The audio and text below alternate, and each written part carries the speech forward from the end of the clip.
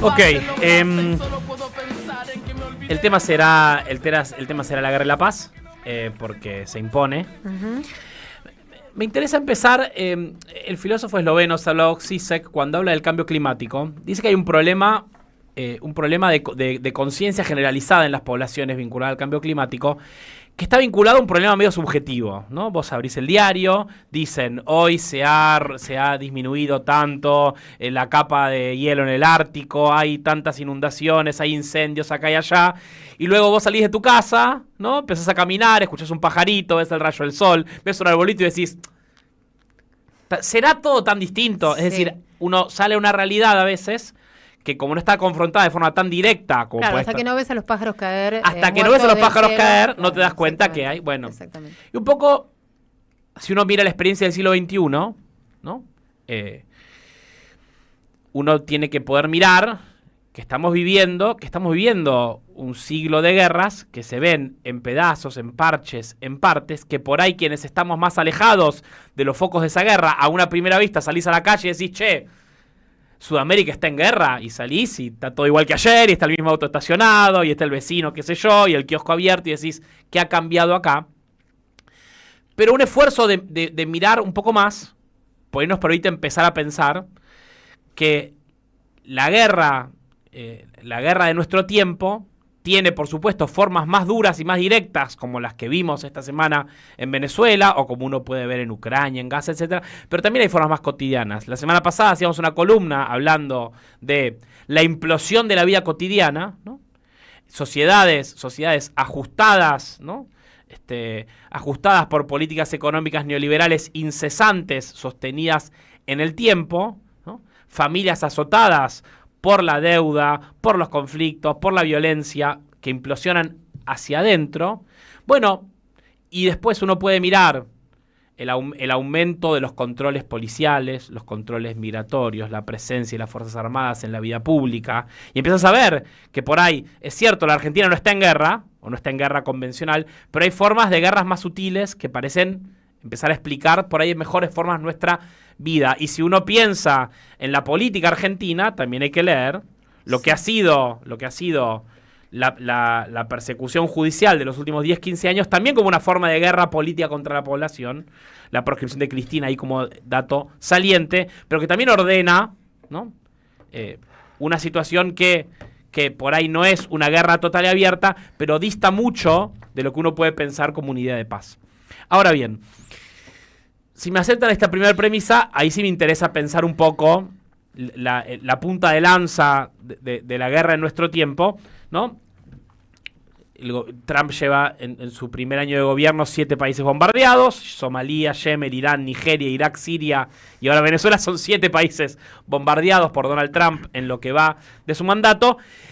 Y como planteo que por ahí uno puede ver esa situación de intranquilidad, ¿no? O de carencia de paz en la vida cotidiana de la población, ¿no? Ahora la guerra más dura, más cruenta, más literal, empieza a acercarse a nuestras fronteras como quizás nunca antes, ¿no? La Argentina sí vivió, obviamente, la guerra de Malvinas, vivió la violencia de sus Fuerzas Armadas en contra de su propia población, pero ahora estamos en una nueva situación que hay que pensar, ¿no? Y por eso, cuando las balas te empiezan a volar más cerca, cuando empiezas a ver que los pajaritos de acá a 2 barrios se empiezan a caer en la vereda, hay que empezar a pensarlo. Por supuesto, contextualizar. Una cita chiquita de este libro que no lo terminé, lo estoy leyendo activamente, estoy cerca, es El imperialismo del dólar, de Mauricio Lazarato, un economista italiano, que, por supuesto, cuando mira está mirando la guerra de Ucrania, está mirando la guerra de Gaza, está mirando las ofensivas estadounidenses en Medio Oriente, dice: la guerra demuestra en realidad la impotencia de Estados Unidos, porque es prácticamente la única opción que le queda para tratar de oponerse a los signos evidentes del declive de su hegemonía. Guerra significa que la dominación pasa por el uso directo de las armas, significa fragmentación política de la mundialización que Estados Unidos creía dominar tras la caída de la Unión Soviética y obliga a saquear a las economías aliadas. Este sábado, se ha dicho un montón de veces, finalmente después de meses de sitio de la flota norteamericana en el Mar Caribe, Estados Unidos lleva adelante una acción militar para secuestrar al presidente de Venezuela y llevarlo hacia los Estados Unidos en un acto abierto de guerra que, por supuesto, como escuchábamos recién a la secretaria de Integración del Partido Justicialista, de alguna manera no solo rompe ideas de lo posible en términos de imaginación política o imaginación militar, ¿no?, sino que también rompe algunas ideas de criterios que parecían comunes sobre cómo se llevaba adelante la guerra y los criterios para llevar adelante la guerra en este mundo. La Segunda Guerra Mundial dejó un sistema internacional armado, las Naciones Unidas, el Consejo de Seguridad, la Asamblea General, los pactos internacionales, ¿no? Todo un sistema internacional fundado en la idea de que incluso la guerra tenía reglas, ¿no?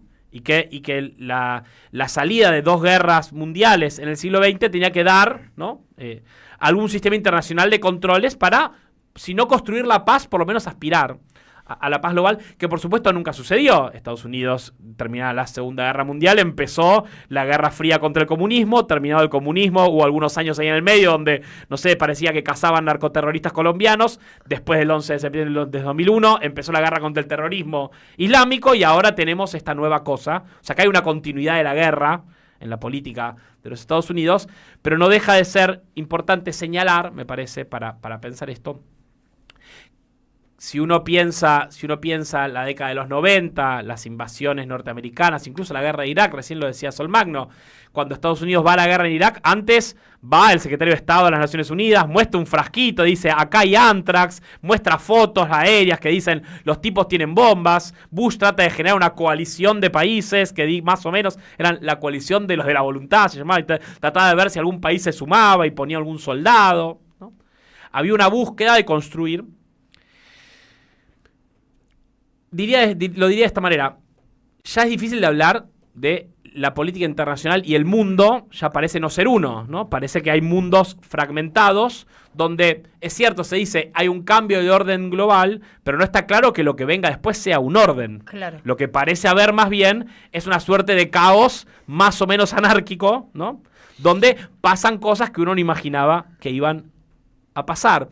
Y en ese sentido hay que leer la falta de narrativa global que Trump dio para invadir Venezuela. Trump dio una narrativa para dentro de su propio país.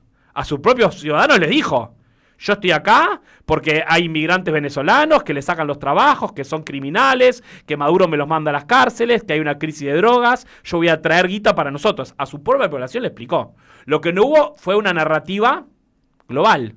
No hubo una explicación para los ciudadanos del resto del mundo, tampoco hubo una explicación para los venezolanos de por qué se invadía, no hubo una explicación. Bueno, sí, la del narcoterrorismo y de las elecciones que no habían sido claras en el conteo de los votos. Pero me parecen como explicaciones laterales, ¿no? Y claro, bueno, pero esa era la explicación, sí. O sea, que me parece que le dio al mundo también, esa muy... que conocíamos a partir de la comunicación de los medios hegemónicos acá en el país. Sí, sí, y hubo una lectura disonante, ¿no? Porque cuando el antiperonismo argentino dijo, acá viene Estados Unidos a traer la libertad, y Trump dijo, no, ¿qué libertad? Yo vine a llevarme el petróleo. Sí.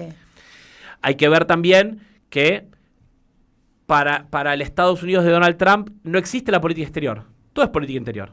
O sea, ¿por qué? Porque hay un caso en Nueva York que dice que este tipo es un criminal en mi país, entonces yo mando al ejército a buscarlo para que lo agarre la DEA y el FBI para juzgarlo como un criminal en mi país. No me importa el resto del mundo. Claro. Me importa...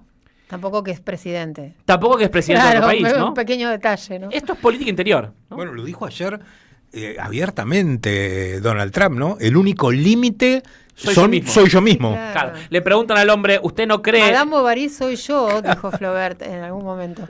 Hay una entrevista en el New York Times, le hacen 4 periodistas del New York Times a Donald Trump el miércoles a la noche y le dicen, señor presidente, ¿usted no piensa en las restricciones que hay del derecho internacional? Y dice, pero yo soy un buen tipo. Claro. Yo no quiero pelearme con nadie. Yo tengo mis propias restricciones. Y si creo que lo tengo que hacer, lo hago. Sí. Y si creo que no lo tengo que hacer, no lo hago.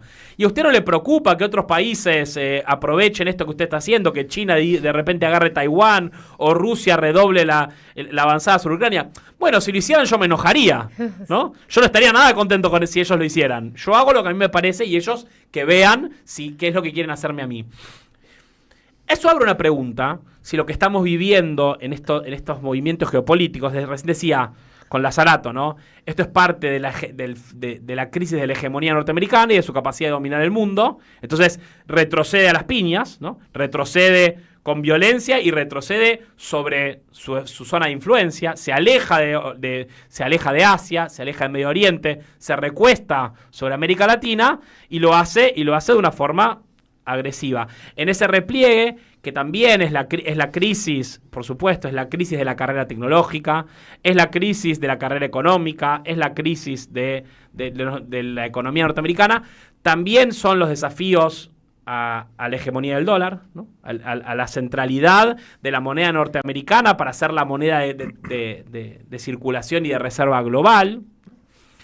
En ese contexto, abre una pregunta de si estamos viviendo algo que es Estados Unidos o es Trump. Y esa pregunta está abierta.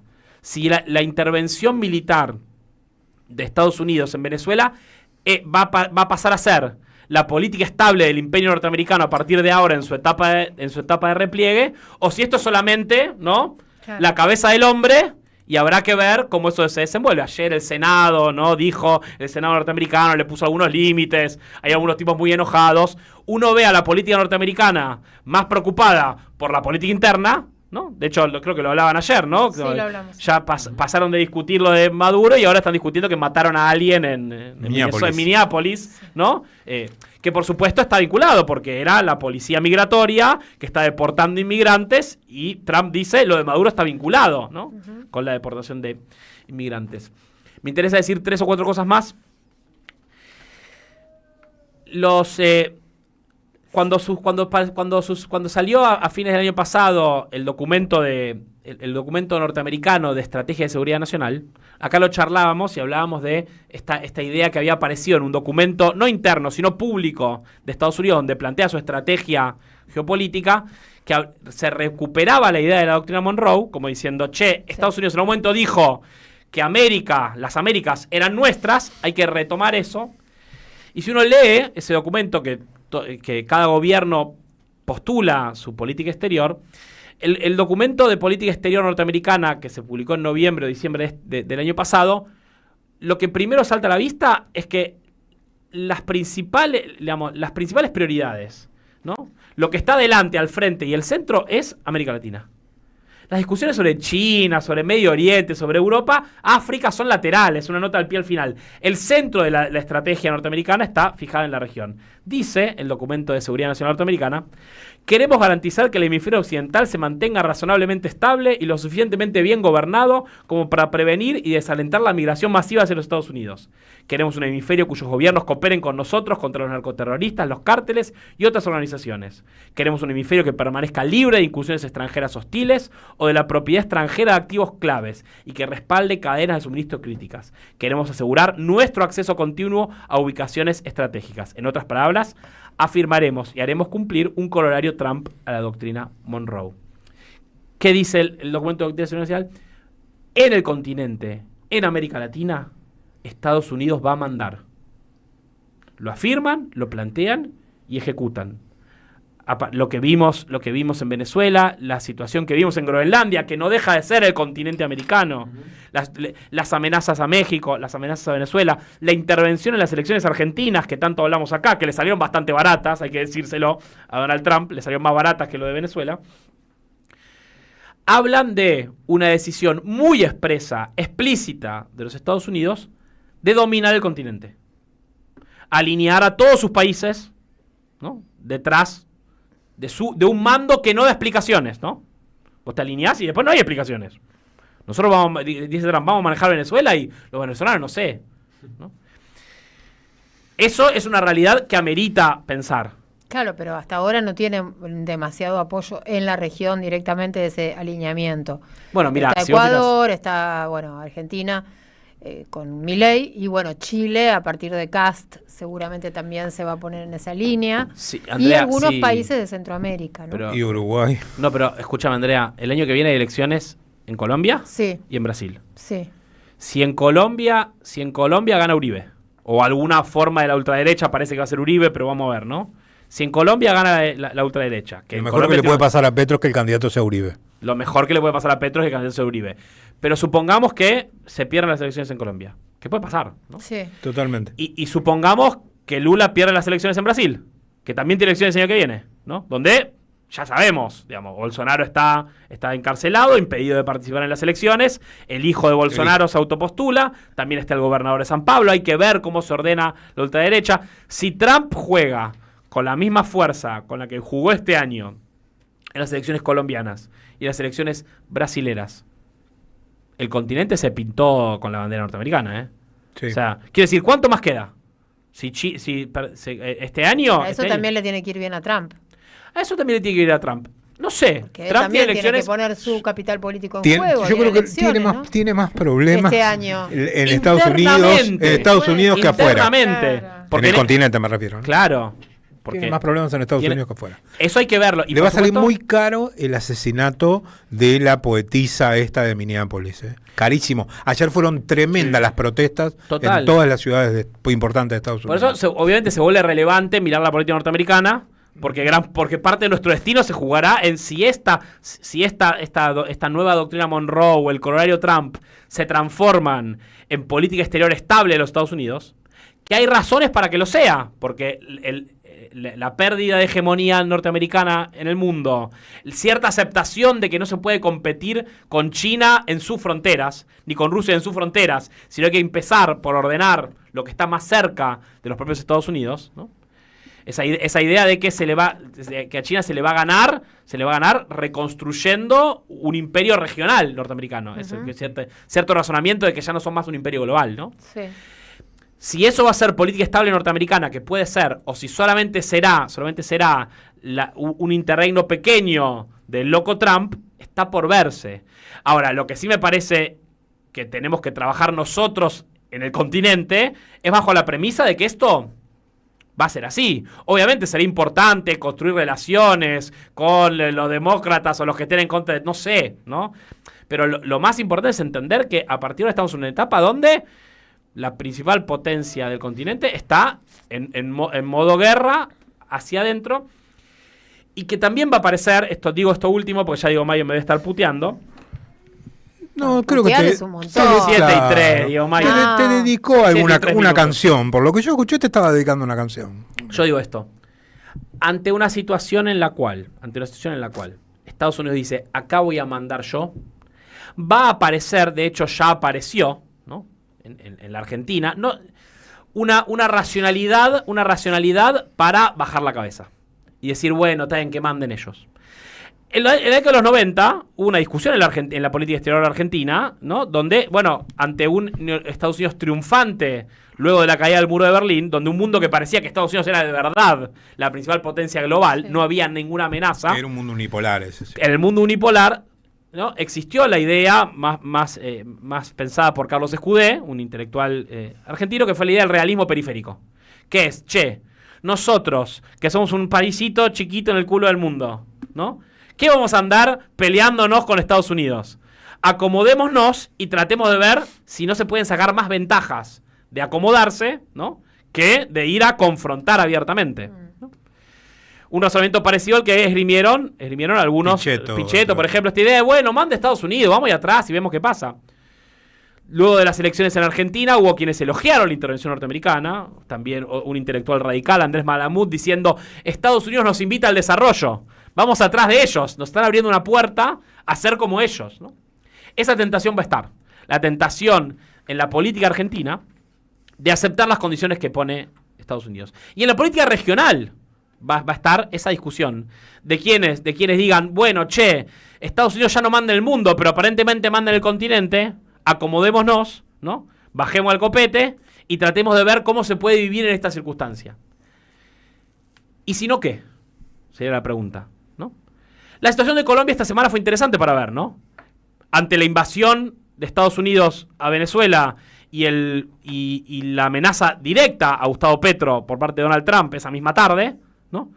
El presidente de Colombia moviliza el ejército de las fronteras, llama a una movilización popular y le pega un tubazo a Donald Trump, con el ejército de las fronteras y la gente en la calle. Y se abre una negociación. Que por supuesto sigue siendo en debilidad, porque este continente solo va a poder discutir seriamente con los Estados Unidos si logra algunos grados de articulación regional. Por ende, los desafíos que se montan son grandes. Cerrar solamente El año pasado, en su último viaje internacional, Cristina Fernández de Kirchner, antes de ser presa y proscripta, fue a México y dio una conferencia que hemos hablado mucho acá. Cristina dijo, la utopía para el siglo XXI es la utopía de la justicia y de la paz. Y hablamos mucho de la parte de la justicia, pero por ahí no le dimos suficiente atención a ese planteo que hacía Cristina sobre el problema de la paz y la guerra en nuestro continente.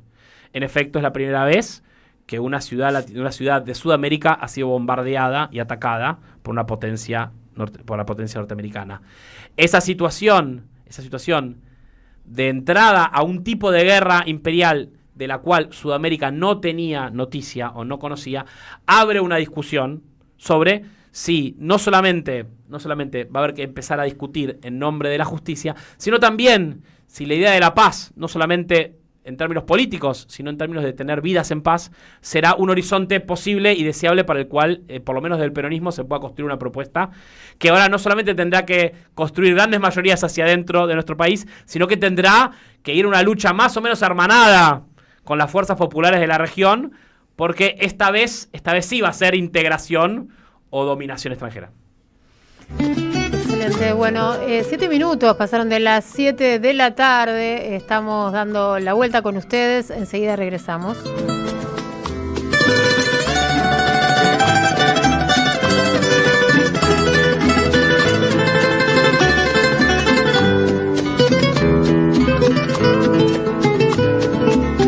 En AM530 pasan muchas cosas.